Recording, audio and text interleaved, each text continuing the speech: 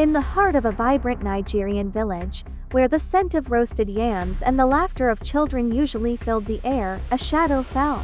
Ade, a farmer known for his kind heart and the richest soil in the land, had vanished. One day he was tending his crops, his song carried on the breeze. The next, he was gone. A void was left, not just in his home, but in the soul of the community. People whispered theories over their evening meals, their faces etched with worry. Was it a spirit of the forest? Had he wandered too far and lost his way? But amidst the concern, one man, Ojo the merchant, walked with a confident stride.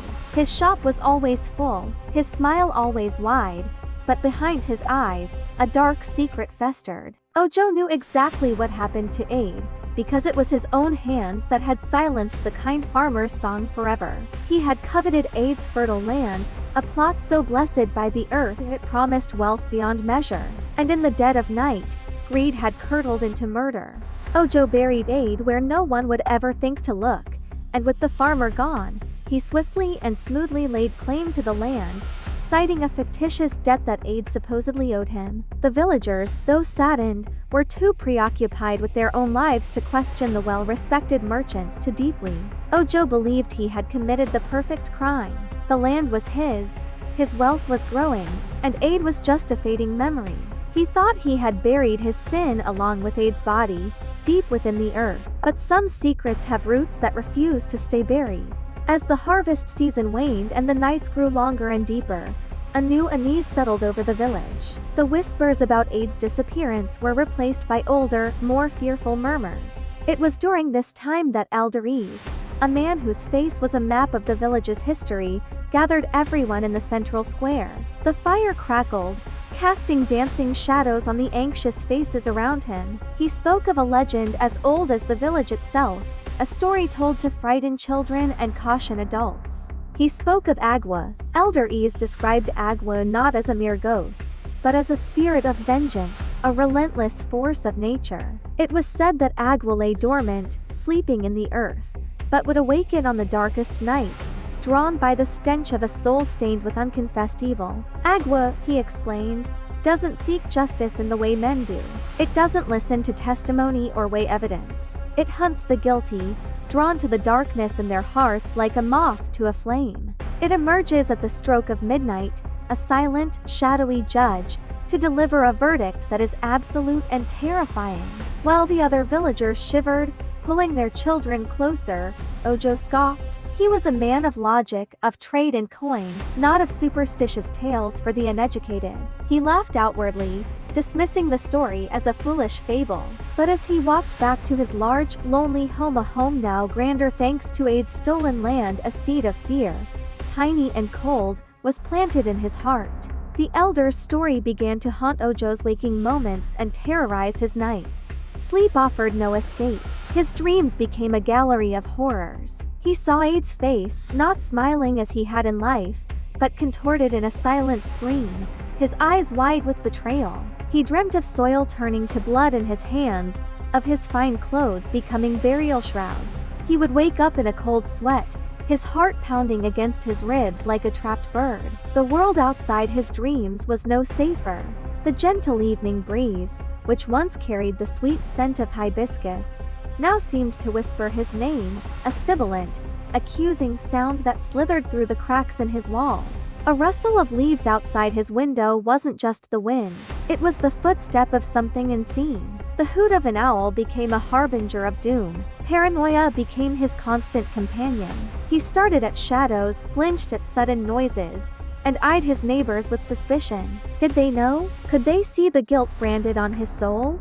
He began talking to himself, his arguments against the existence of Agwu growing louder, more desperate, as if trying to convince the very air he breathed. His robust frame grew gaunt, his confident smile was replaced by a twitchy, fearful grimace. The wealth he had killed for brought him no comfort.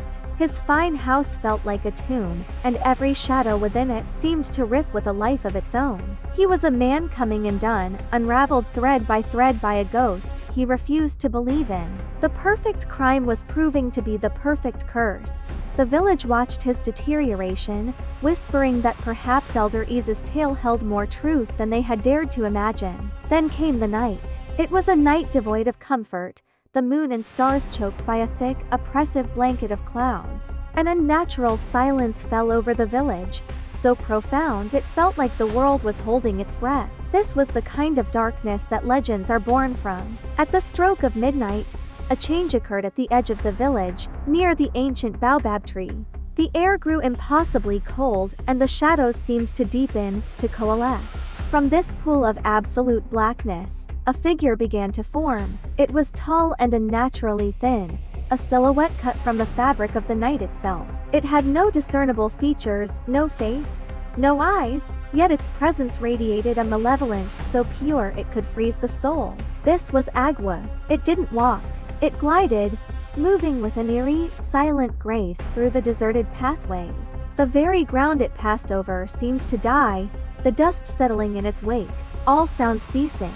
The crickets fell silent, the night birds stopped their calls. As Agwu moved, a chilling whisper followed it, a sound like dry leaves skittering across a grave. The spirit passed by the homes of the innocent, its purpose singular, its path unerring. It was a predator that had caught the scent of its prey. It moved directly towards the largest house in the village, the house built on a foundation of greed and blood. It moved towards Ojo's home. The merchant was inside, wide awake, huddled in a corner with a flickering lantern, his eyes darting wildly.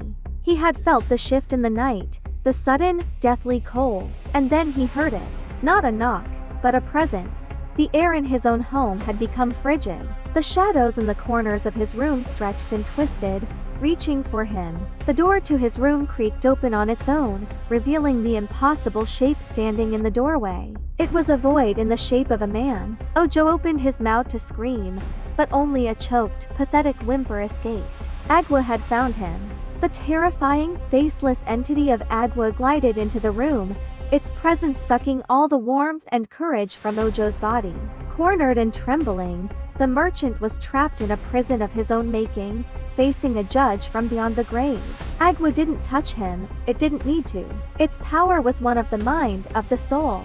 It reached into Ojo's spirit and tore the dark secret from its hiding place. A dam of sanity broke within the merchant. His eyes rolled back in his head, and he began to scream, a raw, primal sound of pure terror that shattered the village's silence. He scrambled out of his house and ran into the central square, his fine nightclothes torn, his face a mask of madness. Villagers, woken by the unholy scream, cautiously opened their doors, their lanterns casting a web of light on the crazed man.